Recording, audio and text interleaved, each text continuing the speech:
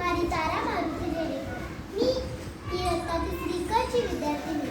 माझ्या भाषणाचा विषय आहे सीमेवर लढणारा सैनिक. भारत मातेच्या रक्षणासाठी तो सदा सीमेवर लढतो आहे. भारत मातेच्या रक्षणासाठी तो सदा सीमेवर लढतो आहे.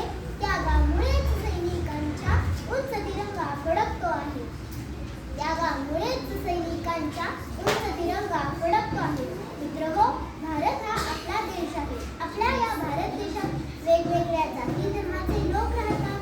इथे हिंदू राहतात, मुस्लिम राहतात, शीख राहतात, ख्रिश्चन राहतात, बौद्ध राहतात, जैन आणि पारशी सुद्धा राहतात. इथल्या सर्व धर्माचे लोक एकमेकांशी अगदी दिल्या गोष्टीने वागतात. ते आपल्या भारत देशात आनंदात व शांततेत जगतात. आपला भारत देश महान संस्कृतीचा आणि परंपरेचा देश आहे. आपला देश हा दक्षिण आशियातील एक मोठा देश आहे. आम्हाला आमच्या देशाविषयी अभिमान आहे. आम्ही आमच्या देशात आनंदाने वावरतो. आम्ही सगळे शांततेत जगतो. त्याचे खरे कारण आपल्या देशाची सुरक्षा. तुमच्या आमच्या सुरक्षेसाठी आपल्या देशात वेगवेगळे सेना काम करतात. त्यापैकी सीमेवर लढणाऱ्या सैनिकांची भूमिका फार महत्त्वाची आहे. आपण रोज सुरक्षित झोपतो, शांतीत जगतो. तुम्ही आम्ही आपापल्या कुटुंबासोबत वेळ घालवतो. इथे आनंदात शिक्षण घेतो, खेळतो, बागडतो, आनंदात उड्या मारतो. यामागे कोण आहे सांगा? तर तो म्हणजे आपल्या देशाच्या सीमेवर लढणारा सैनिक आहे. मित्रांनो, खरं तर तुमच्या आमच्या रक्षणासाठी, देशप्रेमासाठी हाच सैनिक स्वतःच्या जीवाचं बलिदान देतो. हीच खरी देशभक्ती आहे. सीमेवर लढणारा प्रत्येक सैनिक म्हणजे खऱ्या अर्थाने त्यागाचे प्रतीक आहे. त्यामुळे देशाच्या सुरक्षेसाठी तो आपल्या घरापासून दूर राहतो, त्याच्या आई वडिलांपासून दूर राहतो, त्याच्या पत्नीपासून दूर राहतो. एवढेच नव्हे तर त्याच्या स्वतःच्या मुलांपासूनही दूर राहतो.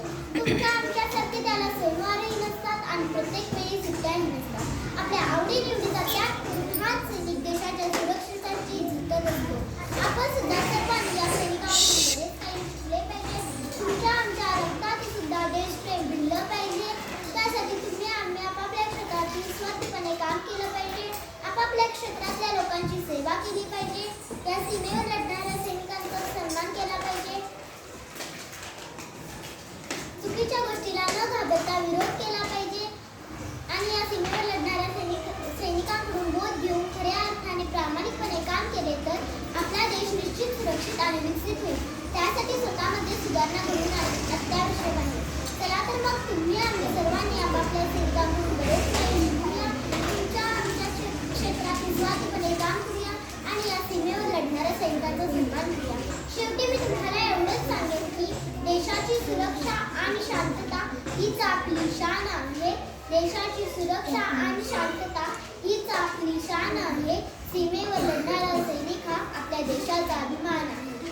सीमेवर लढणारा सैनिक हा आपल्या देशाचा अभिमान आहे. जय हिंद, जय भारत. धन्यवाद.